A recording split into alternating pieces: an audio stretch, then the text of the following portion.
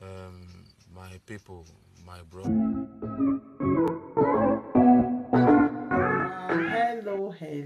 Hello. It's your one and only Lady J. If you have not subscribed, what are you waiting for? Go and subscribe and hit the notification bell so that if I put more video, you will be the first to be notified if you have subscribed here before.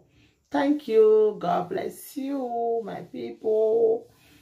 When I remember that topic when I talk about that guy where they want kill for this what they call this place this Arab country where they want they made the boy come they cry say if your brother not come pay say before he come in the dog be him say no go there alive again to talk the story. So we come they cry, they say me I beg me brother come help him. My brother come help am. If you don't come, before you come, me go talk me this, that, come they cry. The boy don't finally talk. I can't feel say the boy don't me oh. I can't say, oh God, oh, no let this boy just go like that too. You know? Come they cry for them, say I beg if your brother not come, so date like this, he go dog go. So thank God, I can't see one video where the boy do when he tell the thank God. They thank everybody, say you know me saying they are alive, saying na him be this one, you know, can go in their life to come talk the story. Say everybody, you know, he really appreciate the way people say really like say look for way, say feel rich am, say appreciate everybody, he come they happy, they thank everybody, say people really help am, you know, expect come the thanks, come the measure some names. Now say I might come see update my people say that boy no meme oh, the boy still there alive, the boy no meme, so that Mona know. I go put the video Mona see and when in the by itself they talk, so Mona tell know say that truth I they talk about. So I really happy for that our brother, because even medicine be paying me, because I see the way those other people they beat him, they tie him, they beat him, not be small. They beat no sense come up for your eye, they beat him really. You can even they say they allow you see try, say only the mistake when you do not to do guarantor for your brother.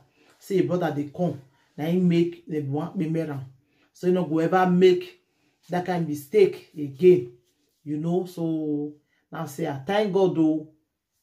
So my people, when I use this boy, oh, take get sense, so when I not do any guarantor for my brother or anybody, because this boy not for just play me like that. Thank God, say nothing like that can happen.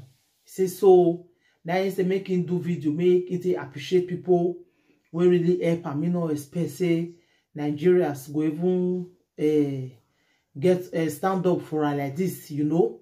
So he really they happy. So now I say make I do this short video.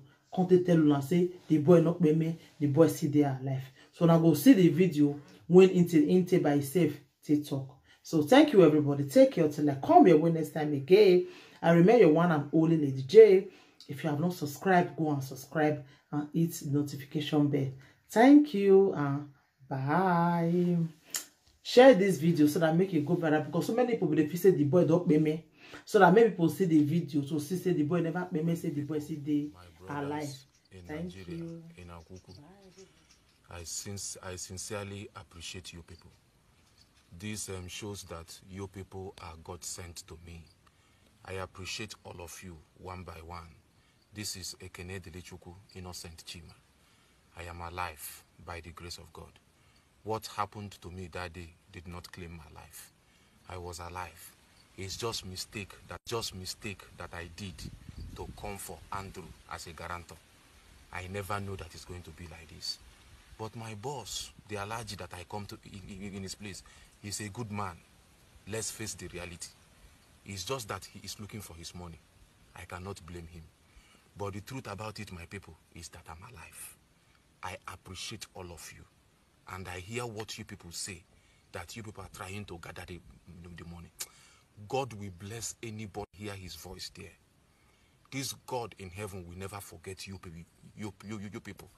That gathering that I see Chief there, and I see Chinedu there, and I see Cosmas, and I see Dede. Let me start with Chief. Chief, as you are hearing this thing, God will bless you. Anywhere you go, if God forgets to bless you, know that I'm not serving God. Chinedu, my cousin, God will bless you.